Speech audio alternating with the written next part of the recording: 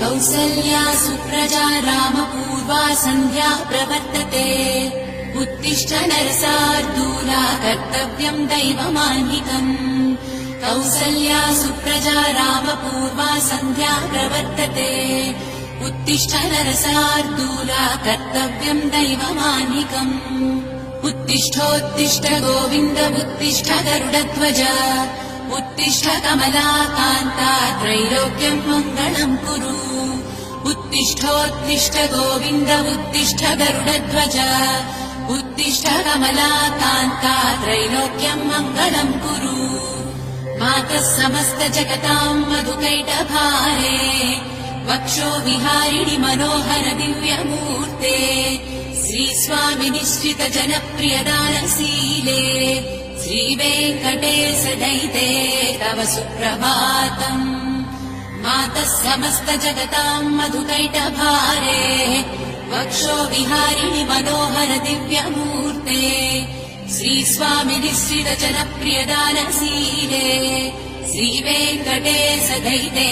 तव सुप्रभातम् तव सुप्रभातमरविन्दलोचने भवतु प्रसन्नमुखचन्द्रमण्डले विशङ्करेन्द्रवनिताभिरर्चिते वृषशैलनाददयिते दयानिधे अत्यादि सप्त ऋषयः समुपास्य सन्न्याम् आकाशसिन्धुकमलानि मनोहराणि आदाय पादयुगमर्चयितुम् प्रपन्नाः शेषाद्रिशेखर विभो तव सुप्रभातम् पञ्चाननाब्ज भव षण्मुखवासवाद्याः त्रैविक्रमादिचरितम् विबुधास्तुवन्ति भाषापतिः पठति वासर शुद्धिमारात् शेषाद्रिशेखर विभो तव सुप्रभातम् ईषत्प्रफुल्ल सरसीरुहनारिकेळपूगद्रुमादि सुमनोहर पालिकानाम्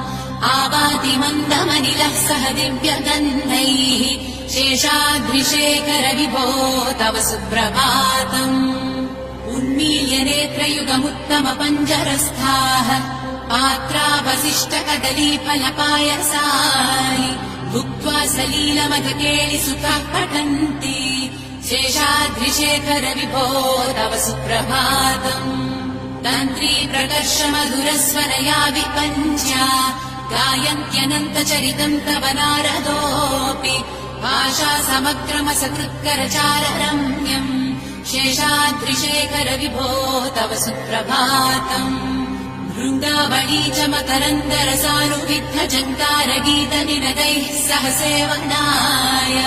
निर्यात्युपान्त सरसी कमलोदरेभ्यः शेषाद्रिशेखर विभो तव सुप्रभातम् योषागणेरवरदद्दि विमध्यमाने घोषालयेषु दधिमन्थर तीव्रघोषाः रोषाक्कलिम् विदधते ककुभश्च कुम्भाः शेषाद्रिशेखर विभो तव सुप्रभातम् पद्मेश मित्रशतपत्रकताळिवर्गाः हर्तुम् श्रियम् कुवलयस्य निजाङ्गलक्ष्या भेरीनिनादमिव बिभ्रति तीव्रनादम् शेषाद्रिशेखर विभो तव सुप्रभातम् श्रीमन्नभीष्टवरदाखिल लोकबन्धो श्री श्रीनिवास जगदेकदयैक सिन्धो श्रीदेवतागृहभुजान्तर दिव्यमूर्ते श्रीवेङ्कटाचलपते तव सुप्रभातम् श्रीमन्नभीष्टवरदाखिल लोकबन्धो श्री श्रीनिवास जगदेकदयैक सिन्धो श्रीदेवतागृहभुजान्तर दिव्यमूर्ते श्रीवेङ्कटाचलपते तव सुप्रभातम् श्रीस्वामि पुष्करिणिकाप्लव निर्मलाङ्गाः श्रेयोर्धिनो हर विरिञ्च सनन्दनाद्याः